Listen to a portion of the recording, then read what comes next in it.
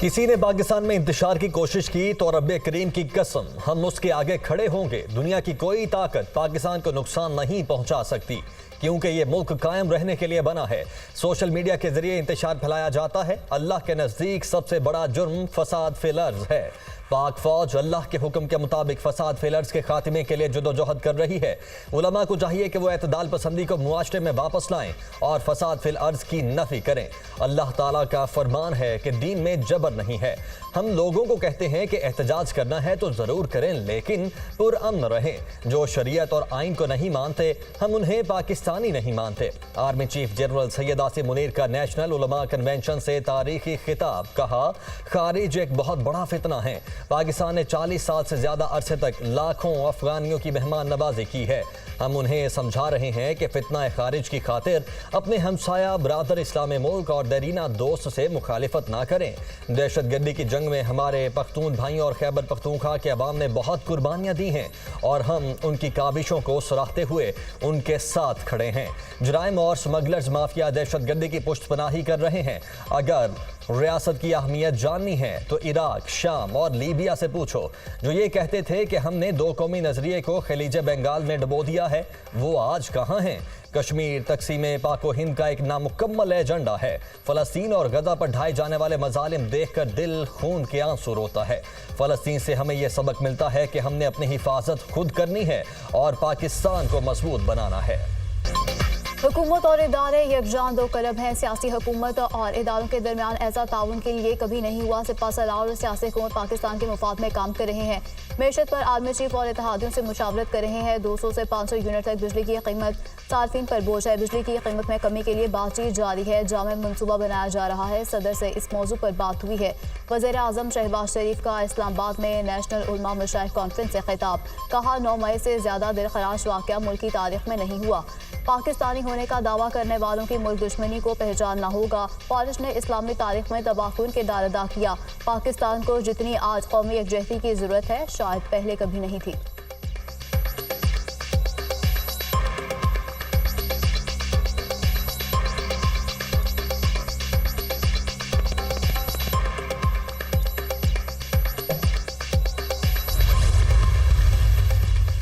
किसी किस्म की डील नहीं होगी। डील वो करते हैं जिन्होंने कोई गलत काम किया हो। मुआफ़ी वो मांगता है जिसने गलती की हो। मुझसे मुज़ाकरात के हवाले से किसी ने राबिता नहीं किया। मुज़ाकरात और मुआफ़ी के अलावा तीसरा रास्ता इंसाफ का है। 9 मई के वाक़यात की CCTV फुटेज मंजर आम पर लाई जाए। 9 मई के वाक़यात में मेरा कोई कारकुन मुलव्वस हुआ तो उसे पार्टी से निकाल दूंगा और मुआफ़ी मांग लूंगा। मौजूदा हुकूमत का 2 माह में धड़न तख्ता हो जाएगा। मेरे पास बहुत वक्त है। ये दलदल में फंसते जा रहे हैं। बानी PTI की अडयाला जेल में सहाफियों से गुफ्तगू। तज्जियाकारों का कहना है कि पहले 9 मई के जिम्मेदारों को सजा मिलनी चाहिए, फिर मुआफ़ी का सोचा जाए। शुहदा के मुजस्सिमों को किस लिहाज से नुकसान पहुंचाया गया? अगर हमलावरों का एहतसाब न हुआ तो कल कोई भी पार्टी गैरियन जला सकती है। कानून कानून है। आप कसूरवार हैं तो सजा मिलेगी।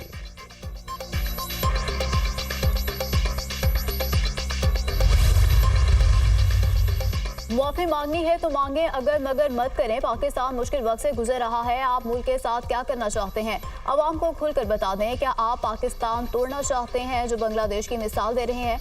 वज़ीर पेट्रोलियम मुसद्दिक मरी की न्यूज़ कॉन्फ्रेंस। रहनुमा नून लीग जावेद लतीफ़ ने प्रेस कॉन्फ्रेंस में कहा कि एक शख्स से नामा माल में सिर्फ मुआफ़ी नहीं। बानी PTI GHQ के बाहर मुजाहरे का हुक्म देने का एतराफ़ कर चुके। आपने खुद कहा था कि रेंजर्स या फौज गिरफ्तार करेगी तो जवाब लोग देंगे। जमान पाक में मोर्चा बंद होकर 1 साल मनसूबाबंदी की गई। वज़ीर इत्तलात पंजाब उस्मा बुखारी कहती हैं कि 9 मई की नाकाम बगावत का मास्टरमाइंड बेशर्मी से मशहूर माफ़ी मांग रहा है। बानी PTI ने खुद कहा कि मुझे दोबारा गिरफ्तार किया तो मेरे लोगों का यही रद्द अमल होगा। फौजी तनसीबात और हसास इदारे के दफातर पर हमलों की वीडियो सबूत मौजूद हैं। बानी PTI के दावन पर लगे स्याह धब्बे साफ नहीं हो सकते। बनावटी मुआफ़ियाँ तुम्हारे मुँह पर वापस मारी जा रही हैं।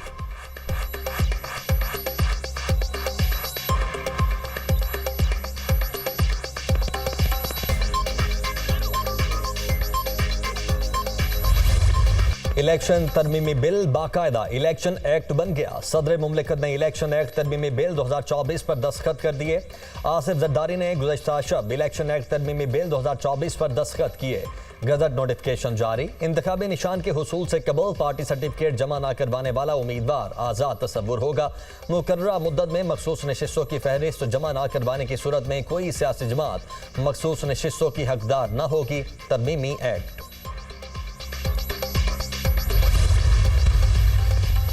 गए तोशा खान ने रेफरेंस किए अडियाला जेल में समात बानी पीटीआई और बुशरा बीबी के जिस्मानी रिमांड में 11 रोज की तौसीह। नैब ने अब तक होने वाली तफ्तीश का रिकॉर्ड अदालत पेश कर दिया। रेफरेंस की समात एहतसाब अदालत के जज नासिर जावेद राना ने की।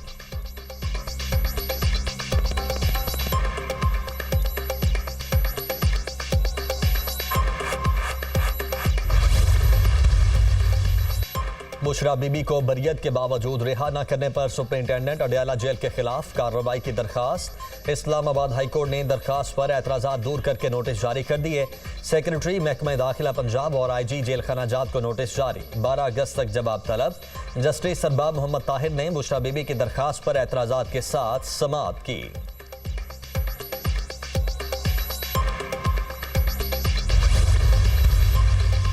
बांग्लादेश के बुरी हुकूमत के सरबराह डॉक्टर मोहम्मद यूनुस ढाका पहुंच गए। एयरपोर्ट पर आला हुकाम ने इस्तकबाल किया। मीडिया से गुफ्तगू में कहा कि वतन वापसी पर खुशी हुई है। तलबा ने मुल्क को बचाया है।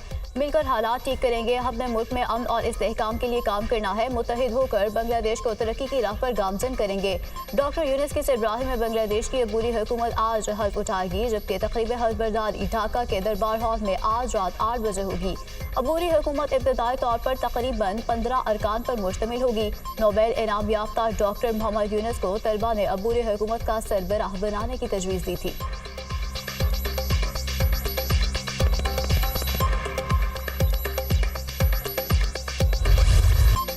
पेरिस ओलंपिक्स में पाकिस्तान के लिए मेडल की उम्मीद। अरशद नदीम जेवलिन थ्रो के फाइनल के लिए अरशद नदीम आज मैदान में उतरेंगे।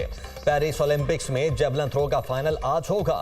फाइनल पाकिस्तानी वक्त के मुताबिक रात 11:25 पर खेला जाएगा। अरशद नदीम ने 86.59 मीटर की थ्रो करके फाइनल राउंड के लिए क्वालिफाई किया।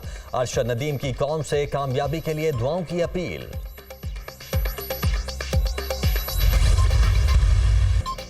खिलाड़ियों और फरकानों का अरशद नदीम के लिए नेक ख्वाहिशात का इजहार। कौमी हीरो के लिए हर लब पर दुआएं और नेक तमन्नाएं। सबकी ख्वाहिश है कि अरशद नदीम सब हिलाली परचम बुलंद करें, पाकिस्तान के लिए मेडल लाएं।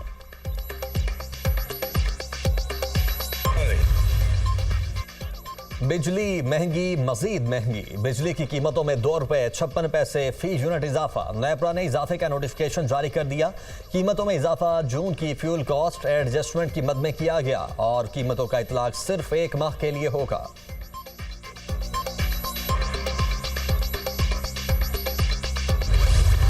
IMF ने स्टेशनरी पर टैक्स छूट देने से इनकार कर दिया। पाकिस्तान और IMF के दरमियान स्टेशनरी के टैक्स पर वर्चुअल मुज़ाकरात नाकाम। हाईलाइटर्स, पेंसिल बॉक्स और दीगर अशिया पर GST टैक्स बरकरार रहेगा। वफाकी हुकूमत ने बजट में स्टेशनरी आइटम्स पर 10% सेल्स टैक्स लगा रखा है। 10% सेल्स टैक्स के बाद स्टेशनरी आइटम्स 15% महंगी हैं। FBR की जानिब से IMF से तवील मुज़ाकरात किए गए।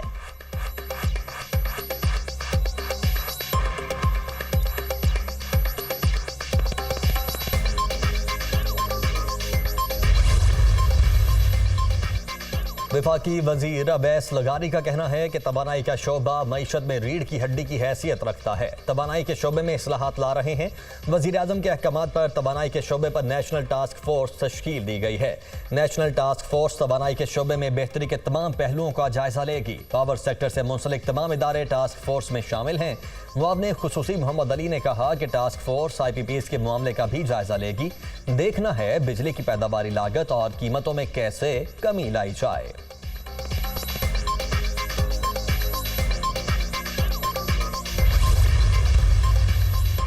यूटिलिटी स्टोर्स पर चीनी की फी किलो कीमत में ₹5 इजाफे का फैसला। वज़ीर आज़म पैकेज के तहत यूटिलिटी स्टोर्स पर चीनी की नई फी किलो कीमत ₹114 हो जाएगी। यूटिलिटी स्टोर्स पर बगैर सब्सिडी वाले चीनी की कीमत भी ₹5 बढ़ेगी। आम सार्फिन के लिए यूटिलिटी स्टोर्स पर चीनी की फी किलो कीमत ₹160 होगी। ट्रांसपोर्टेशन चार्जेस बढ़ने के बाद चीनी की कीमतों में इजाफे का फैसला किया। हुकाम यूटिलिटी स्टोर्स चीनी की नई कीमतों में इजाफे का इतलाक आज से होगा। ज़राए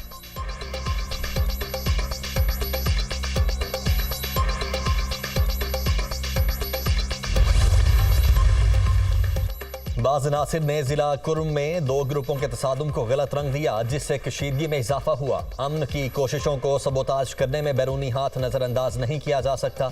विफाकी वजीर दाखिला मोहसिन नकवी की गवर्नर खैबर पख्तूनख्वा फैसल करीम कुंडी से गुफ्तगू। कहा, खैबर पख्तूनख्वा में अमन व अमान का क़याम हुकूमत की अव्वलीन तरजीह है। दोनों रहनुमाओं का मुस्तकबिल में ऐसे वाक़यात के सदेबाब के लिए किसीरुलजहती हिकमत अमली तरतीब देने पर इत्तेफाक।